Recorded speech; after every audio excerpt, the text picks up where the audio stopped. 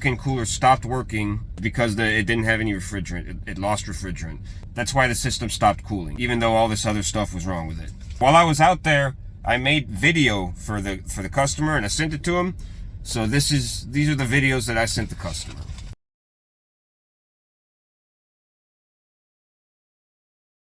All right, Bobby, so here we are tonight, second night working on it. Here you've got a thermostat, and here you've got a defrost control clock. Now this defrost control clock should be set to 4 per day at 30 minutes per day is what it should be at. Just for clarification, that's 30 minutes each, 4 times per day. Instead, it's set for 2 times per day, each time 65 minutes. So I'm going to change that for you. I will give it 4 times per day. That's what you do with these things here. Okay. 4 times per day, okay? At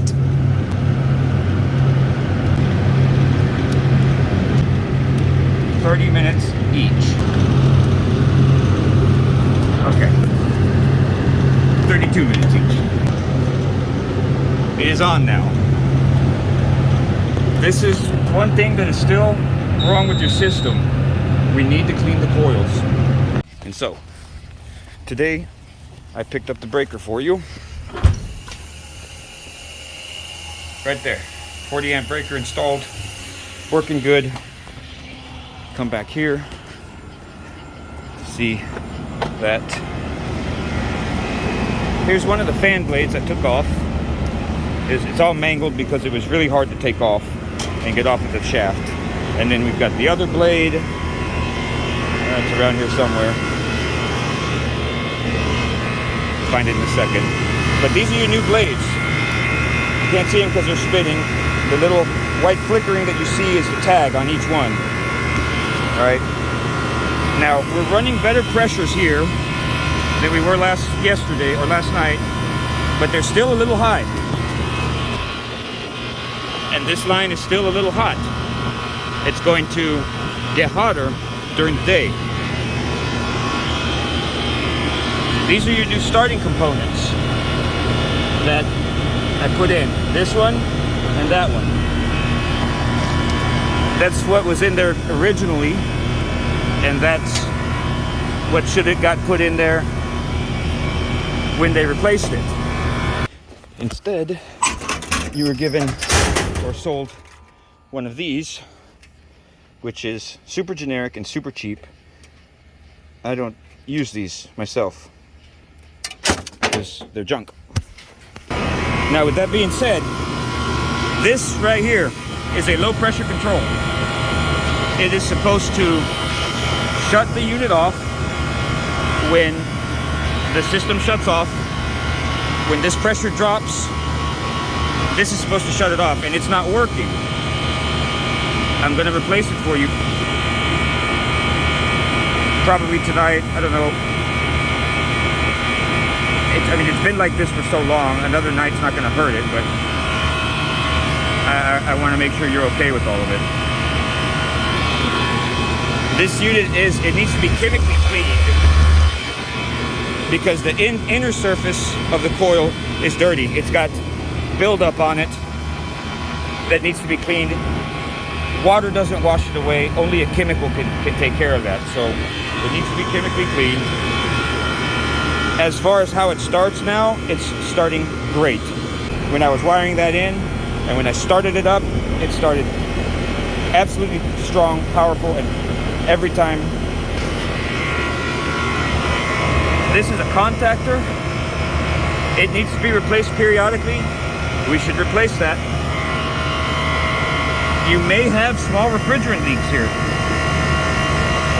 This is an old unit, sir. You can expect there to be frequent problems with it just because everything on it is old. Now it looks like you've replaced motors already. Don't know how recently. You now have new fan blades. You have new starting components. You really need a new low pressure control.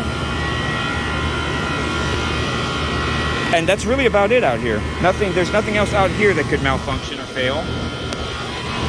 except for the compressor, that is. So we want to do everything in our power to protect the compressor.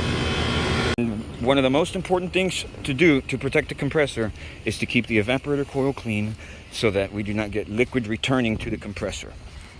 So it's been running for about 5-10 minutes now. We're starting to drop temperature. It's going to take a while, but tomorrow when you get here, everything should be working properly. Now, not only will cleaning these evaporators help extend the lifespan of the compressor and prevent liquid slugging to the compressor and prevent failure to the compressor, although failure is imminent because it is 30 years old, but cleaning the evaporator coils will help it work better so that it will cool down faster, because we're going to be able to transfer heat across this coil easier because the dirt's not going to be on the surface. So it exponentially helps you to do these cleanings and this maintenance, both with this coil and the outside coil. So I will get this video off to you so you can see it, and I'm going to finish up the invoice. I'm going to add to the invoice the work for the day. So with the breaker, it was $18 at Home Depot, so I'll bill you like $20 for it. The two fan blades were $60 each. The hubs that went for them were $10 each. The starting components, the capacitor was cheaper than the relay. The relay, which is the white thing, was $60 also. Capacitor was like 20. It was $235 at the parts house for your parts. So for that on the ticket, I'll bill you $275. So that's a very minimal and minor markup. And then for my labor when I got here, it'll be $105 an hour, and that'll be it. There'll be no additional charges. You know, I'll for the breaker, it saves you a lot of money for me to just do it this way, so you don't have to call an electrician if that's something that you would do. I mean, maybe you can do the breakers yourself, but either way, the breaker took me 10 minutes, 15 minutes to do it.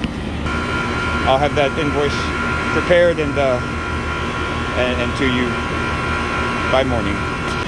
I do want to show you the coil, and then you can see how it starts back up really well too in a second when I power it back up. Now I'm looking back on it, remembering it a little bit better now. The compressor was not starting, it was actually pulling lock rotor amps, and that's what caused the breaker to trip. So I remember better now. And that's also the reason I had to upgrade the start components back to the OEM, the proper start relay and the start capacitor. We had that going, and also the really high amp draws from the high pressure during the day. So the first day I went out there and I got it going, and then that night it stopped working. I had to go back the second day with all those parts, and that's when I brought back that breaker. So I got 2 trips out there, both late at night after working long day in July, you know, at my day job. Now these are your blades. So if you look behind the blades, you can see there's areas, it's really hard to see. I guess this is going to be the best area I can maybe show you, is the bottom.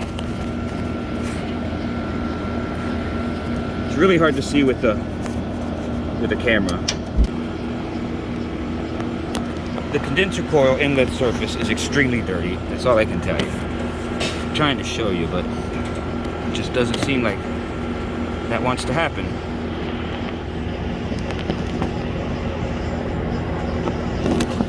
But down there in the corners where it's really bad. But when we get it chemically cleaned, it won't be as hot, and it'll be a lot better. Anyways, here's the startup. You'll hear it starts rapidly, quickly, and it gets up to full speed real quick. That is a beautiful sounding startup. And it's because of those starting components. And that's pretty much all I had for the footage, so hopefully it's helpful. 30 years old.